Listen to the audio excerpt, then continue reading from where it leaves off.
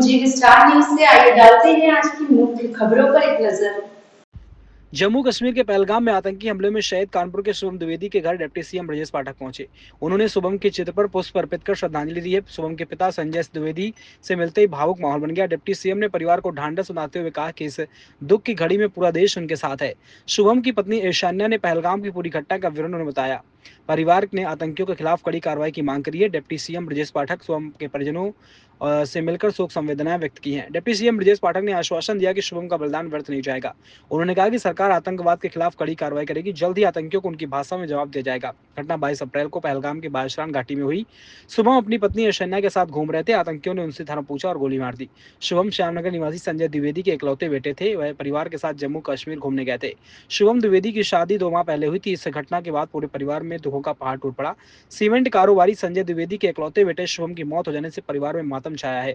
घटना के 14 दिन बीत चुके हैं, लेकिन शुभम के गांव में अभी गमगीन का माहौल बना हुआ है। डिप्टी सीएम करीब 20 मिनट तक शुभम के घर रहे। इसके बाद वह कानपुर के लिए रवाना हो गए। इस मौके पर कानपुर सांसद रमेश अवस्थी, प्रकाश पाल अध्यक्ष कानपुर बुंदेलखंड क्षेत्र, शिवराम सिंह जिला अध्यक्ष भाजपा, सुरेंद्र अवस्थी भाजपा नेता, विनय मिश्रा भाजपा नेता सहित मौजूद रहे। डिप्टी सीएम के आगमन पर सुरक्षा दृष्टि के लेकर चकेरी से लेकर शुभम के घर तक पुलिस के आलाधिकारी, ट्रैफिक पुलिस, एलआईयू टीम की सर्विलांस साथ मौजूद थी।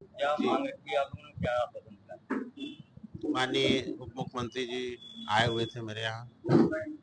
मेरे परिवार की एक ही मांग है जो शुरू से है, शुभम को शुभम को शहीद का दर्जा दिया जाए। माननीय उप मुख्यमंत्री जी ने कहा है कि मैं आपकी मांग पे पूरी तरह विचार सरकार करेगी और मांग पूरी। शुभम का बलिदान व्यर्थ नहीं जाएगा। शुभम का बलिदान व्यर्थ नहीं जाएगा। पारिवारिक है, हमारे पारिवारिक हैं। तो उस तरह उन्होंने पूरी घटना की जानकारी हमसे ली, किस तरह कैसे घटना हुई, क्या हुआ। और दूसरी बात जो हमने रखी है महत्वपूर्ण, वो ये है कि पूरा देश इस समय मोदी जी के साथ खड़ा है। पूरा 140 करोड़ जनता देश की मोदी जी की तरफ देख रही है।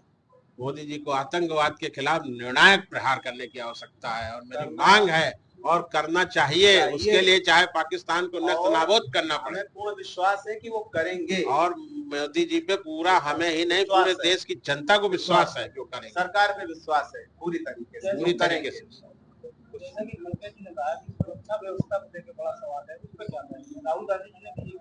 राहुल गांधी जी मेरे यहाँ आए हुए थे। श्रीमान जी, राहुल जी मेरे यहाँ आए हुए थे। राहुल गांधी जी ने मुझसे कहा है कि मैंने देश की भारत सरकार को आतंकवाद पे कार्रवाई करने के लिए पूरी तरह से सहमति व्यक्त की है। पूरी तरह हम सरकार के साथ हैं।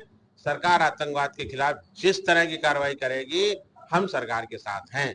और उन्होंने मुझे यह भी आश्वासन दिया था कि मैं माननीय प्रधानमंत्री जी को पत्र लिखूंगा कि शुभम को शहीद का दर्जा दिया जाए।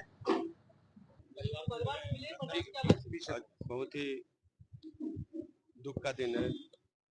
आज शुभम द्विवेदी जी की 13वीं संस्कार संपन्न हो रहा है।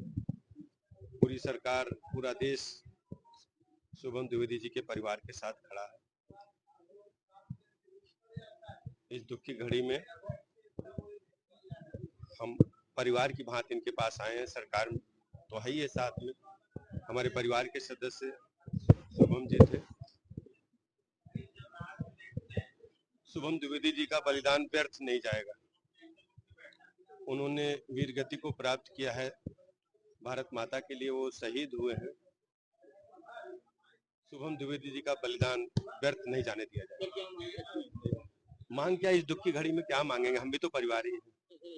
हम सब कुछ परिवार के हैं। परिवार में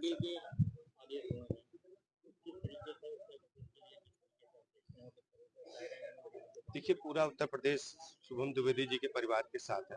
खड़गे जी ने कहा कि सुरक्षा व्यवस्था